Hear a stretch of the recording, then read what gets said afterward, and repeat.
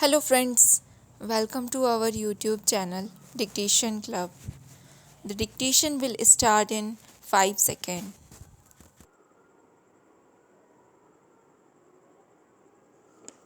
Start.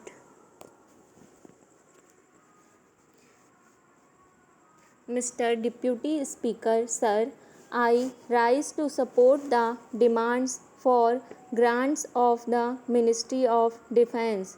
Sir, the armed forces of India deserves the gratitude of the whole nation for carrying out a magnificent job ever since independence. The primary responsibility of the armed forces is to keep the borders of the country inviolated.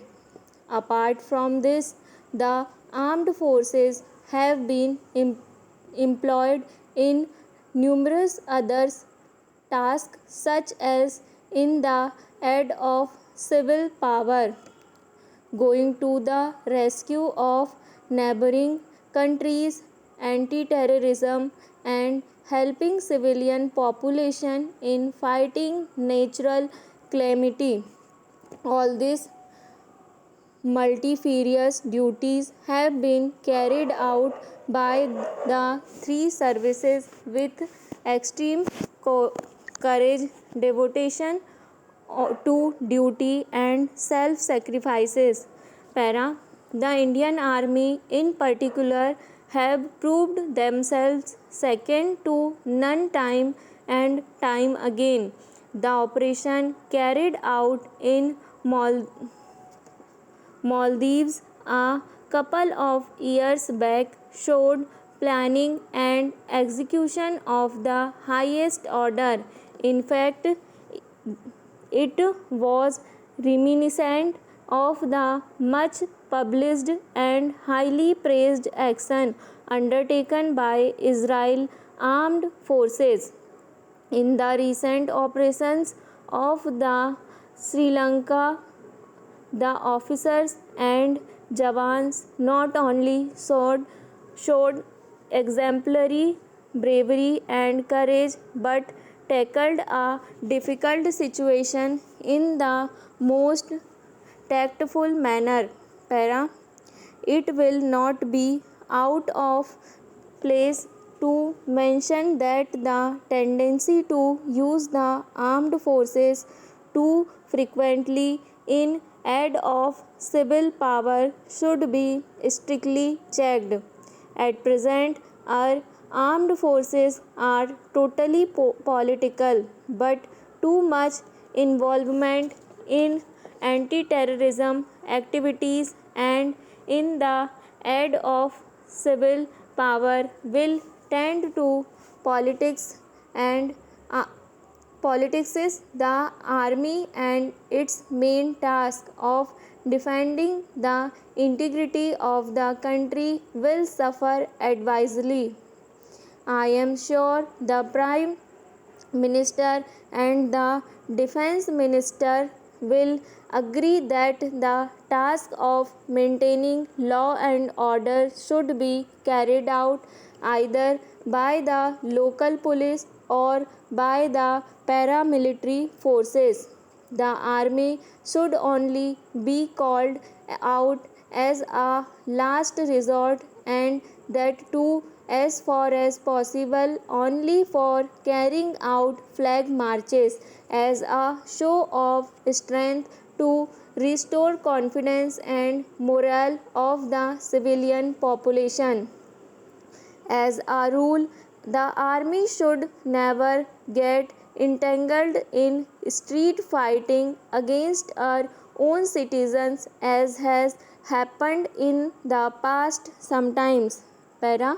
Sir, the scenario of power balance in the world is undergoing a rapid transformation with the reduction of armaments both in the western and eastern blocs. The armed force race between the superpowers appears to have come to an end. The major military pacts like the NATO and the Warsaw have been rendered redundant. There is no gain saying the fact that Pandit Jawaharlal Nehru was the founder of non-alignment movement and that India's policy of non-alignment stand fully vindicated. However, new alignments are bound to take place. The multinational giants manufacturing armaments will create lobbies and use pressure to find new markets for their lethal merchandise.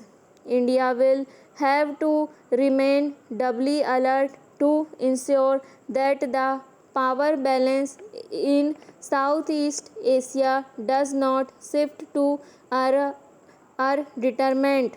Para. In this content, our planners will have to take a hard look at our nuclear policy. Although India is committed to the principles of uh, Panchshils and our peace-loving intentions are well known. Still, we must have adequate deterrent to safeguard peace in Southeast Asia. It is now almost confirmed that Pakistan has developed a nuclear capability, although they still lack a delivery system. But this is a matter of grave concern. In these circumstances, I am of the considered opinion that we should go in for a nuclear option. India is now a mature democracy and our leaders should be able to convince the world opinion that the possession of a nuclear determined deterrent by India will be the surest way of ensuring lasting peace in this region. Stop. Para. I will now take a few other points.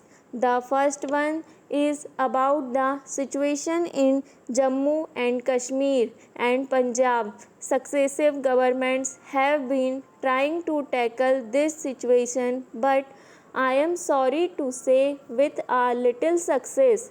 The crux of the problem lies in the training camps for these terrorists established in Pakistan.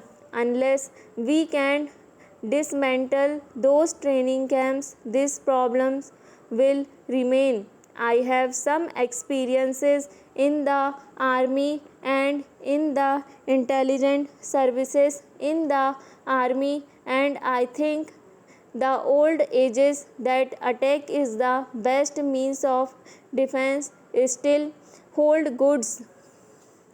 I would say the best way for India to stop Pakistan from training these terrorists and sending them into India is to start training Afghans, Pukhtuns and Mujahideen of Karachi and infiltrate them there so that Pakistan realizes what it is to create trouble in another country. Para. I would like to say a few words about allocation of funds. R&D is the most important organization as far as armed forces are concerned, and I think it is imperative for us to indignize the production of heavy armaments, combat aircrafts, and fighting ships for our Navy. We have been hearing of the main battle tanks and the light combat aircraft for the last 15 years. Para. My next point is that the percentage of defense expenditure as compared to the total expenditure has been steadily going down since 1987, while that the Pakistan has been steadily going up, and the size and armaments of Pakistan Army, Navy and Air Force have almost doubled in the last 2 or 3 years. Para.